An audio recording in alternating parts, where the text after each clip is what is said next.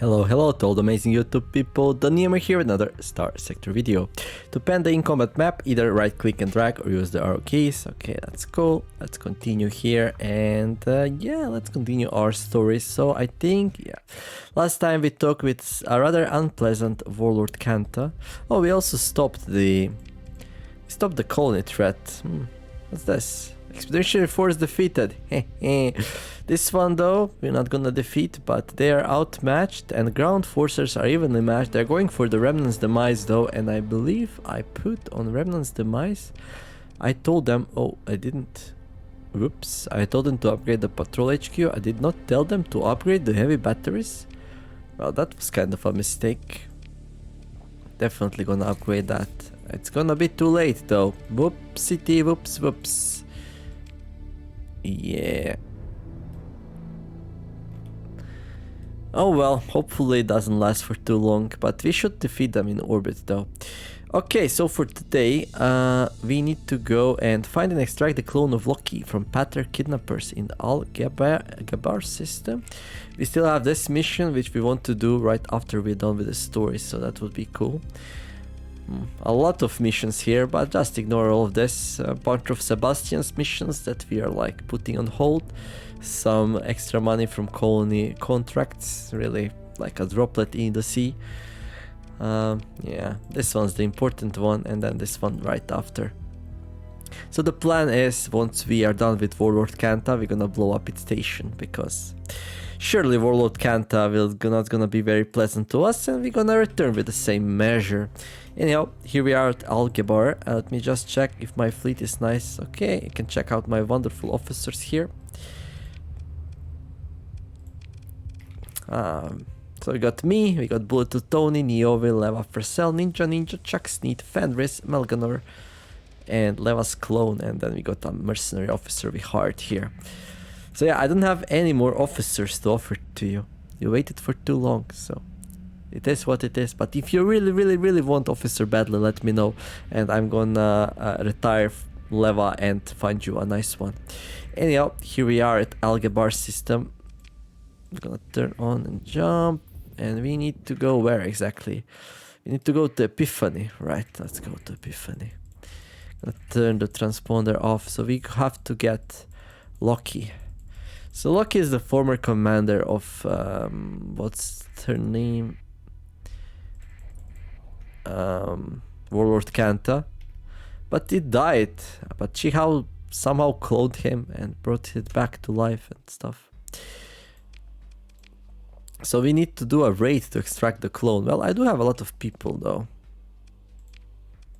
So there is like no way to work around this, right? We need to do raid, that's it. Ask about Brother Cotton. Prepare a raid to extract Loke. You convene the senior officer to discuss the option of seizing the Loke clone from Brother Cotton's forces. Sigurd is spotty due to Peder's slow-tech operations and Hammond nearly impossible due to their fanaticism. Nonetheless, your officers have identified several possible fortified compounds connected with the Cotton sect. Any attack on Cotton will be viewed by Patters as an attack on all. Once the shooting starts, you anticipate security forces to activate planet-wide, so this has to be a quick operation. Hitting Cotton strongholds all once in a surprise raid will require many marine squads, but it will ensure the greatest odds of finding Loke clone.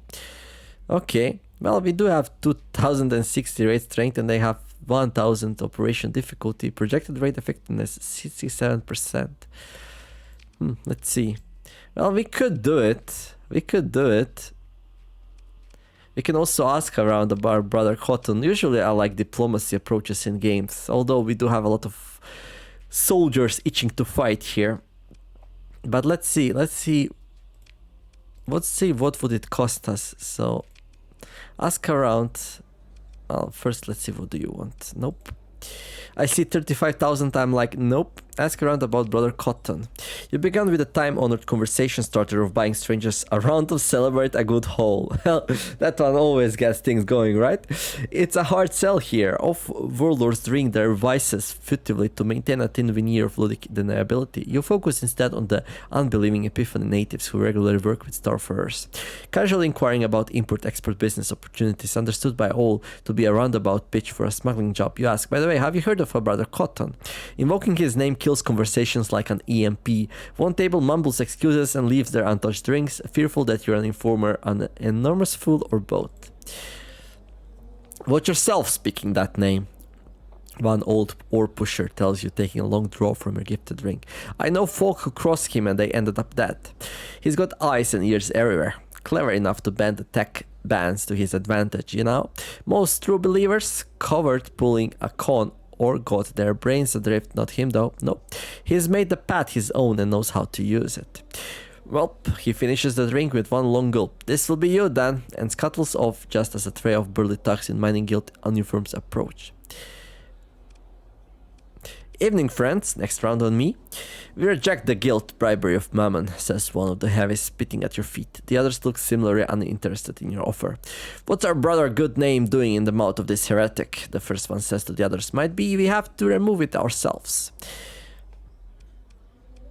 And here I thought Lut taught a religion of peace. Speak not the prophet's name, unbeliever, the thug on the right hisses. One of the heavies puts an arms out to stop you. Well, that was more like a growl.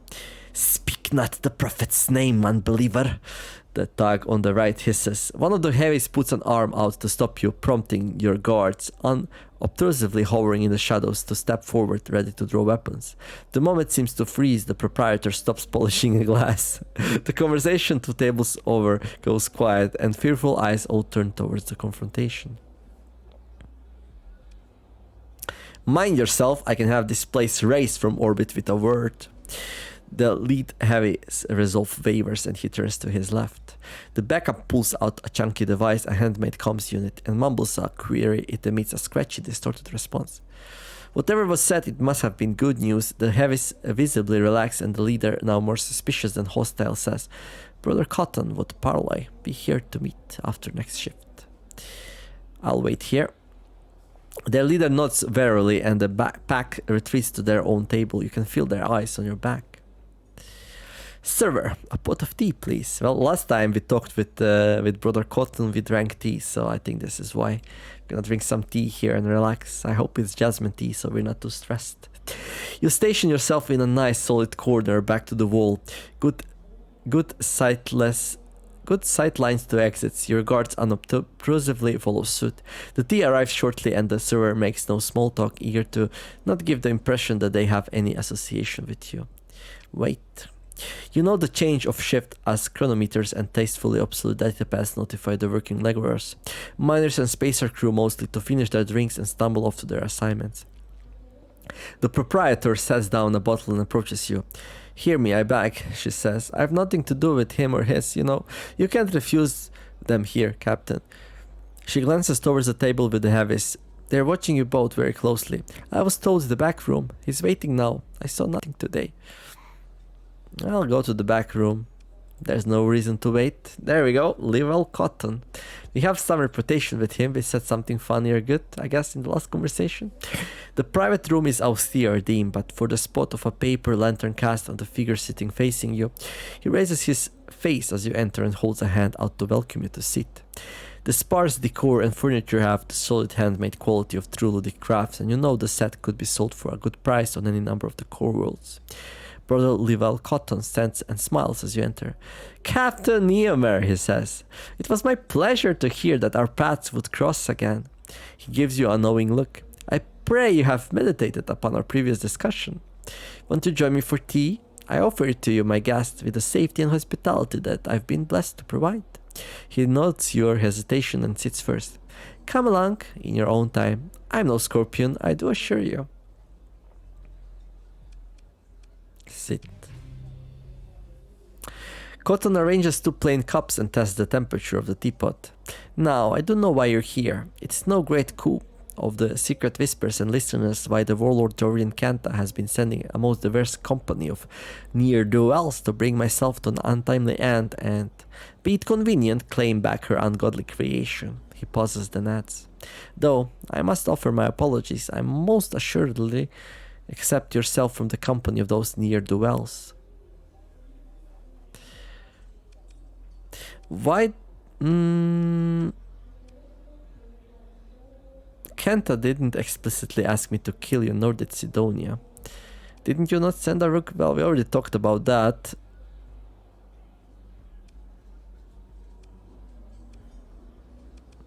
Yeah, let's see. What do you want to do with the clone if it's so ungodly? You know the histories of the great and terrible warlord on Nizemus Loke, yes? Once a grand officer of the domain, Cotton looks distant. The Knight of Blood stood then with the hegemony, standing with pride against wrath. Was that the path? This abomination is a sad copy of Onesimus Loke, concocted by so-called Dr. Sidonia. He's a sick man. And to please Kanta for reasons I do not understand, he made a sick joke of the miracle of life. So what are you going to do with a clone? I had thought that would be a demonstration, just as a healer exercises a cancer, but as I held the gun to its head, my hand was stayed. I felt this was not the path. Did I pity the thing? It is rare indeed that I did not find moral clarity in the execution of a heretic or abomination. Cotton shakes his head, disturbed that he did not want to execute the man. I gave it into the care of some siblings of the faith. They taught it prayer from the book. It appears to think and to feel. I wonder if this is a lesson in humility. Imagine, to look upon the Creator's work and then this bloodless thing. Why is this clone so important to Kanta? What now sits on Kanta's throne of blood and gold is object to the teachings of Blessed Lot. He taps his fingers on his teacup. Though a warrior cannot be ignorant of his enemies, I confess that I am not inclined to gaze too deeply into that monstrous abyss. Shall I debate an AI core? Shall I ponder its heart? No, because it has no heart, no soul, it is a tank. Kanta wants the abomination, this is all I need to know. Cotton meets your eye, and you'll be the one to give the abomination back to her. Wait, what? Really? You're just going to give me Loke? Well, let's ask some other questions first. Did you not send a ludic knight to kill me? I did, and you told that knight that you would repent and prove it.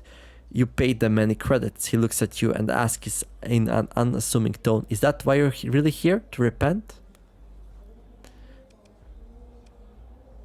I want an explanation. You may not find satisfaction from that query, Captain, Cotton says, but I shall answer. He leans back, meeting your eyes, as if he believes it important to face someone whose death he ordered. You did appear to be an enemy of our righteous cause. In war we battle our enemies. That is all. I did not then fully understand your significance, which was revealed to me only recently. And what significance is that? He pauses, looking almost shy for a moment, and says, that we will speak that of before we are done here. Despite hard killers coming for you, you meet me with tea. Why? Tell true, if I meet you with hammer and fury sword, would you prevail? Cotton nods generously. Might be you do. Then what would my brothers and sisters have died for? The clone? He takes a moment to sip his tea, and finding it hot, blows on the cup. It serves our holy word that Kanta not forget that the path is all around her. Ephemeral and indomitable. Killing is not victory.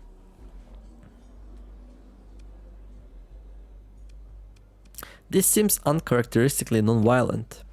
Cotton sets his tea down, smile gone. I confess to you that I did not always seek victory over killing. Given battle, I chose to destroy my enemy over defeating them. In time, Wood's spirit showed me the true path. I humbly submit and step away from that younger man's rage when it serves our holy war. Well, Kanta didn't explicitly ask me to kill you. Hegemony tacticians and the thinking machines alike make the same mistake. They think that we who walk the path can be defeated if we are measured, tracked, and numbered. Our beautiful holy war is not a mathematical calculation, but the soul of humanity. What we fight for cannot be held in databanks and logbooks. He looks at you carefully. I am certain that now is not our time to do battle, he says. We walk a path, you and I, and here it crosses but does not end. I know not, but that I must have faith. He sips his tea. It's good now. You should have some. Kanta didn't explicitly ask me to kill you, nor did Sidonia. Yes, Sidonia, some mercy. You have met him. I know he's not strange. I cannot imagine a more wretched creature except his creation. the Loke thing. Sidonia is a liar to the end of the space, and even the sacred becomes seen when it has left his hands. If you find occasion to bring his life to an end, I do believe it would be a good and righteous deed. And Kanta? In the Loke thing started less than human, Kanta has made herself that through her debauched pursuit of wrath and immortality. Brother Cotton takes another slow sip of tea. She is a malfunction of the machinery of the hegemony, an obsolete hazard to be cleared away like a stealth mines she's wrapped around her fortress. Wait, what? She has stealth mines wrapped around her fortress? That sounds bad. You're just going to give me luck?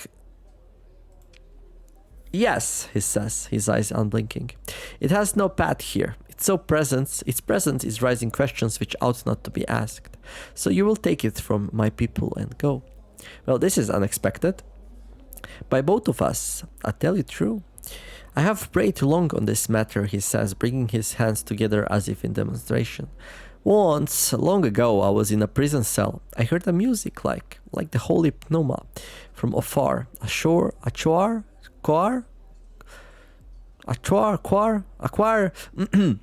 a choir of angels, right? A choir. That's a hard word for me, right? I'm not a native English speaker, so it took me a while to figure that one out. A choir of angels. I think that's a choir. My heart leaped to be touched, so eagerly I listened closer, and in not a blink it was gone. For just a moment I was touched by grace. Do you understand? My life turned on that point. I found the path. Well, good for you, old man. The music did not return, so that was my one moment. I thought it had confirmed my righteous calling, and that was enough. For years I heard nothing, I expected nothing. Then one day, not long ago, he speaks haltingly, looking troubled. It did visit upon me again. His voice is soft now. That was the day I was told you were to come here. What am I to make of that? Brother Cotton stands. I cannot say whether it's a choir of angels or a host of demons, he says. I fear not pain, death, or judgment, but I do fear to stray from the path. He adjusts his coat. One of his minions opens the door, and the clink of and murmur of the tea house returns. My people have already brought the abomination to your shuttle, and as if on cue you feel an urgent buzz from your comms. Go there now, with Lut's peace, he says. Well, goodbye and thank you, I guess. Once outside the tea house, you duck into a dark corner where the local vice squad is unlikely to spot you engaging in flagrant use of technology. You confirm via comms that the clone Loke has indeed been handed over to your waiting shuttle crew. You return to your shuttle and get the full but short story from your nervous guards. A squad of patters appeared, shot a strange man into their hands, then left. Epiphany. Such an interesting name for a planet where the religious people are. Enter the shuttle.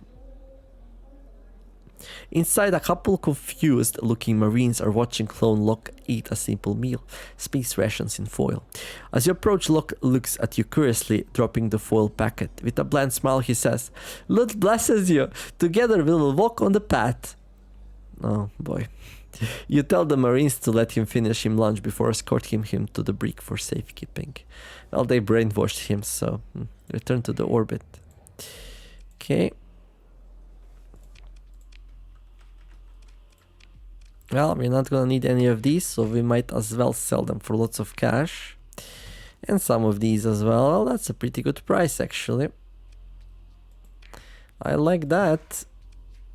I'm gonna keep the fuel, maybe. I don't know. It's okay, we have plenty of it. Cool.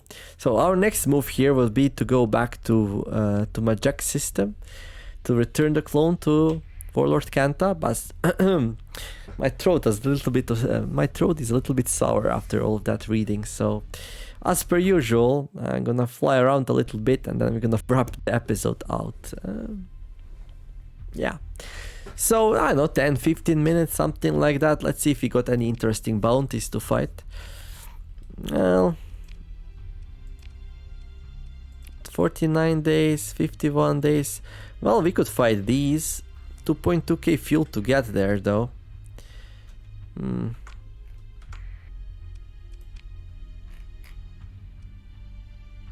Well, it would be cool if we can grab some fuel on the way.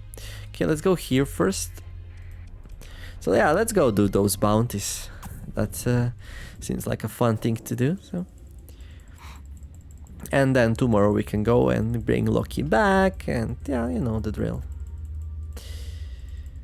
Oh boy, that was quite a story. So yeah, we did not expect that it's gonna be so easy. They just handed the lock to us, and we are suspicious, but what should we do, right? They gave us what we wanted, like, and yeah. I would check it for bombs, I guess, if it was me, but I don't think so. I don't think they have bombs on it, but you never know, I guess. What do you need? 67k? No. I'm not gonna bombard pirates. What do you need?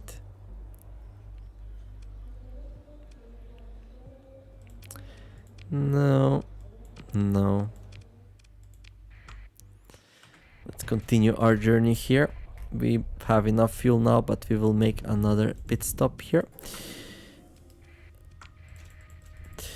So funny thing, right? Today I was like looking for some video games ideas that I could play, and of course then I go to Splattercat's channel. But I don't know, lately the game he covers were not the best. So, and he's like, I don't know, things are a little bit slow, he cannot find a good game to cover, and I'm like, cover cards so well, god damn it, you didn't cover it yet, it's an amazing game, but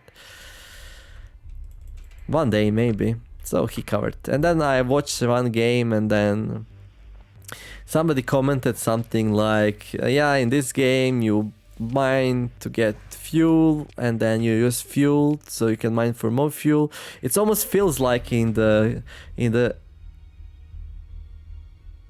right, okay, that's it almost feels like you just like go around and earn money, so just you can like buy some more fuel and supplies to get to go around and do more money, and it's a long road just in StarSector.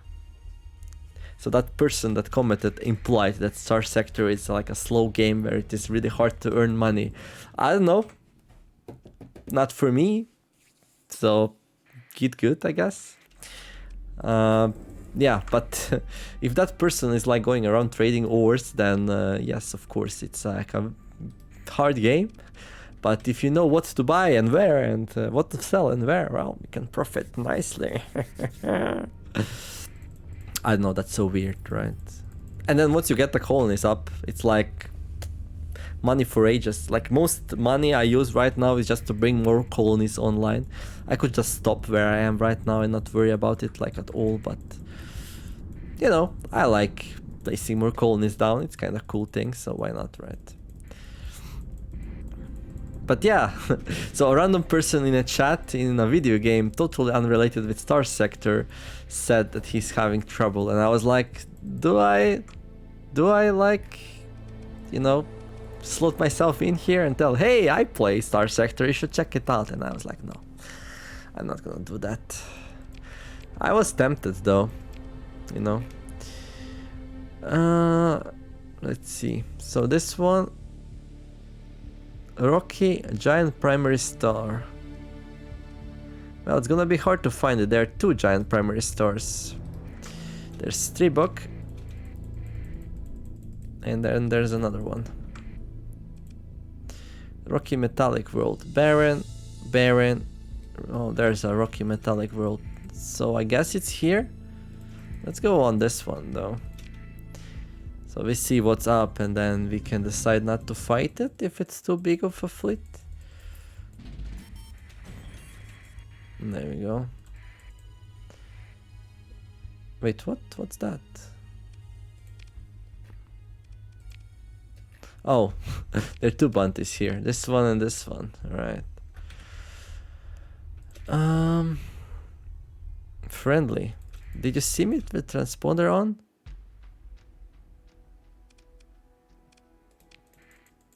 Oh, that's bad. Okay. Yeah, I messed it up. But at least I know where they are. Where's the second one though? Here. Oh, this one's gonna be harder. Oh boy.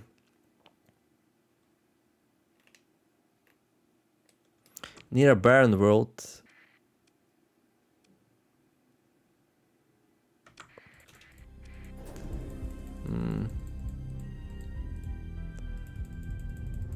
Do we have any barren worlds here?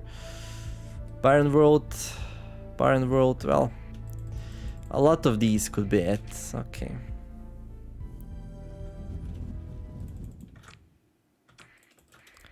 So let's see. Hegemony, are you kidding me right now? 59 days until arrival as well. I hate these. Okay, well, we're gonna have time to do like one bounty here real fast. Actually, let me see. Can we negotiate this thing? I like...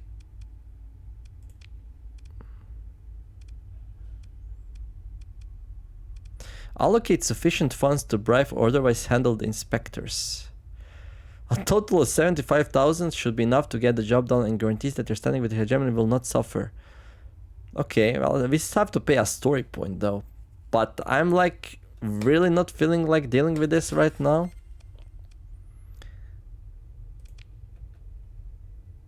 You've allocated enough funds to ensure the inspection will produce a satisfactory outcome all around.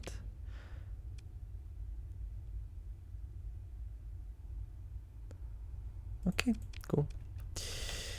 Well, that's solved. I guess some money and a story point will solve it. Although story points are kind of a limited resource, so something to keep in mind. I really did not feel like dealing with hegemony inspection. Plus, one story point for like 20 reputations, probably fine, right? Okay, we got a couple of barren worlds here. Maybe it's not even in this one, but I just assumed if one of them is there, the other one will be here. Okay. Well, it's gonna be a legendary fight, so let's go. Fleet, well, fleet looks okay. What's this thing? Oof, 91%, that's really good, I like it. That's the way, I like it. Okay, let's do the fight then. Hello there. Rollins fleet. He doesn't know who we are. Hello there, Damaya Rollins. She's like, wait, who are you? Why don't you turn? Don't be a fool casting at every blip you find out here. You want to get picked up by half the listening station this side of the sector? Well, she's like saying things which make no sense, so whatever. There we go, ninja. Let's bring in the AI. Let's bring in well, this thing. However, this time we're gonna defend it a little bit better. And Melganor. So I'm gonna tell my carriers to escort the biggest ship. Ninja, have fun. Everyone have fun. Good voyage. Burn bright. Shoot the enemies down. All that good jazz. And let's go. Let's go. We're not doing this for money, we are doing this for glory and reputation. We're gonna lose some reputation with the pirates, but we're gonna get a whole bunch of reputation with Persian League.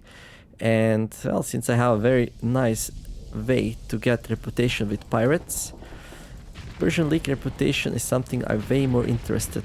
And look at this thing, like taking a hit for its friend. So lovely. Hello there.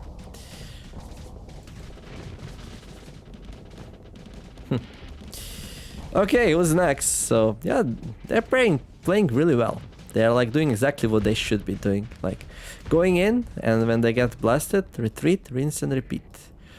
That's how you play. Good job, AI. I'm happy for you today.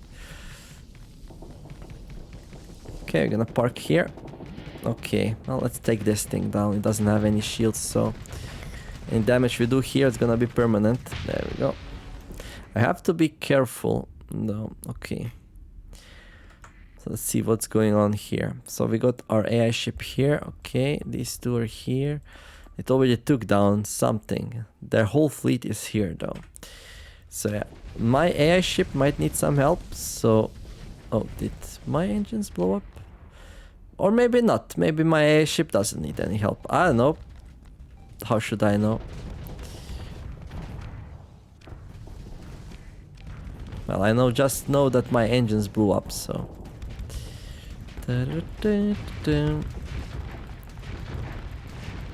Oh, the Radiant, you wonderful, wonderful beast. Something exploded. but it's like getting a lot of flux, so that's something I'm a little bit worried about. But with its wonderful like carriers helping it out, should be totally fine, right? Yeah, glad I picked that thing up and properly equipped it as well. Some beautiful Tachyon lenses, not too many Tachyon lenses, because well, too many Tachyon lenses means that it's gonna lose all flux too fast and be useless then. So, oh, look at that maneuver. Ooh, I like that. It moved out of the way, so these can still shoot me. Ninja, what's up? Are you taking a vacation? Looks like it. Well, as long as you're not baseballing me around, I'm happy, I guess. And my engines blew up again. Okay, let's just move out of there then. Where is their most dangerous ship though? I don't see it yet, but it's gonna arrive. We are talking about the cruiser class phase ship, a mine layer.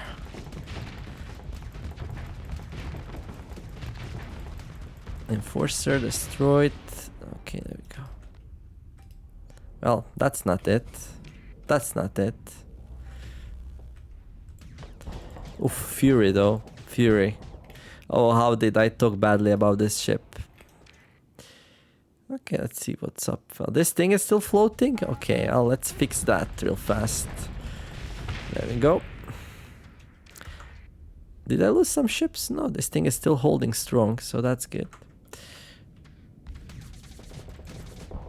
What was that weapon? Ah, wonderful. I love it.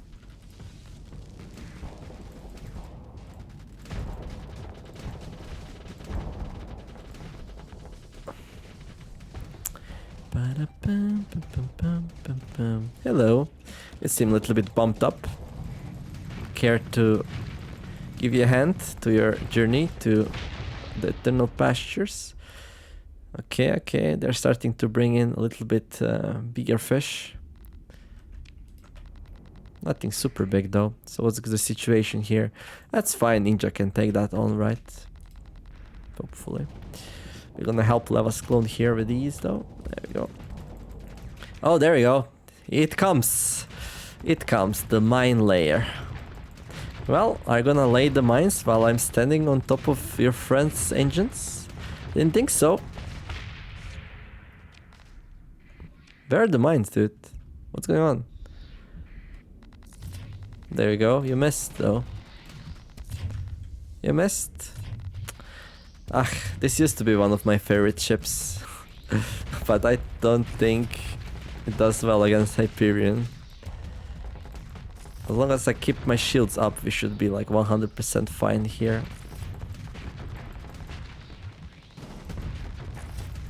There we go. That was easier than I was expecting. But when you double this thing up with a Harbinger, which can take down your shields, well, then these two can destroy her in a couple of seconds. So fun times, I guess. Falcon class escaped.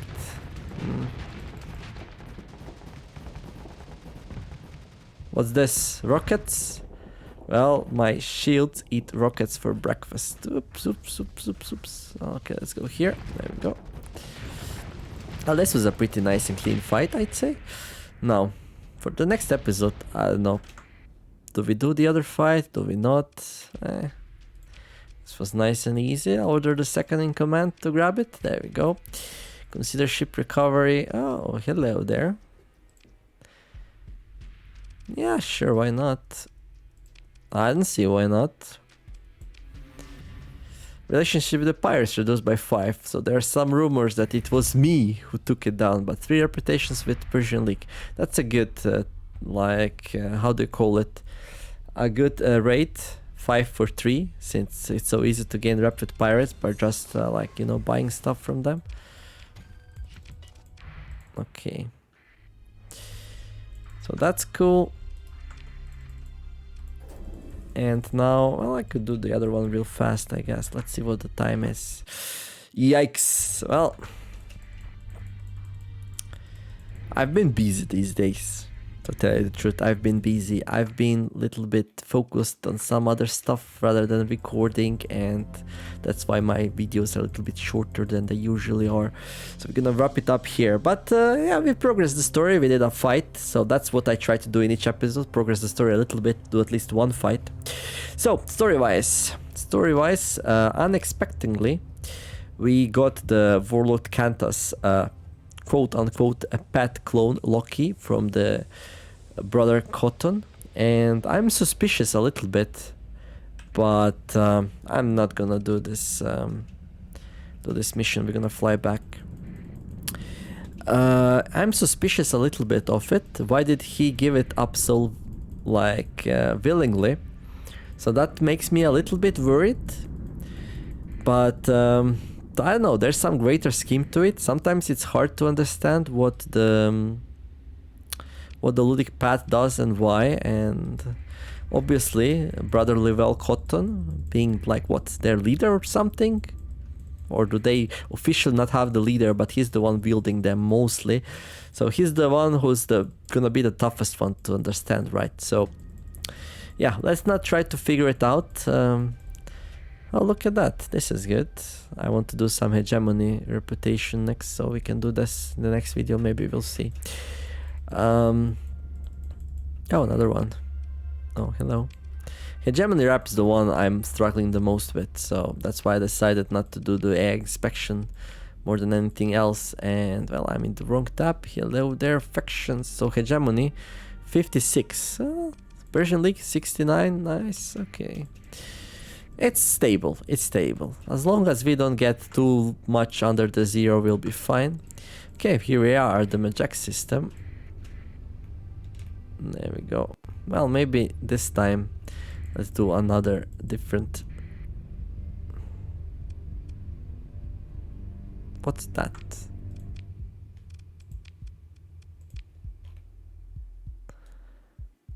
I have no idea what is this.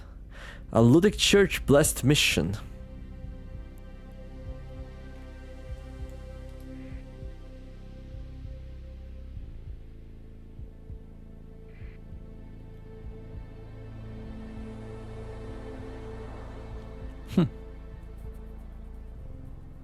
They're going for me. Don't know why though. Did they get... Maybe this has something to do with Cotton, Livell Cotton, telling them Loke was kidnapped by the one and only Neomer, go and take him down. That's a lot of ships. We can take this down, but you know, we'll probably do it in the next episode. Interesting situation here. Okay. Well, that's gonna be it for this one. So next time we might start with a fight here, or maybe we go in and just go talk to Kanta real fast before these reach us. So we're gonna have to decide what we do. I'm not gonna fight unless I really have to. We can take this down easily though. I thought these were like headed for like one of my colonies, but I cannot see it here, so it must not be it, right? Ludic path cells. This is just like working as like normal. So in like 157 days they're gonna put up another station, they're gonna be threat. In the meantime, they're not a problem. The hegemony we paid off, so not sure what this is all about. But anyhow, if you enjoyed this episode and us talking to the very, very charismatic brother Cotton, there, Livell Cotton, the leader of the Ludic Path, I think so. A like and subscribe. In the meantime, I wish you to have a wonderful day. Do something nice. Thank you all for watching, and I'll see you tomorrow for Contest Den. Should be fun. Anyhow, Neomer signing out. Bye bye.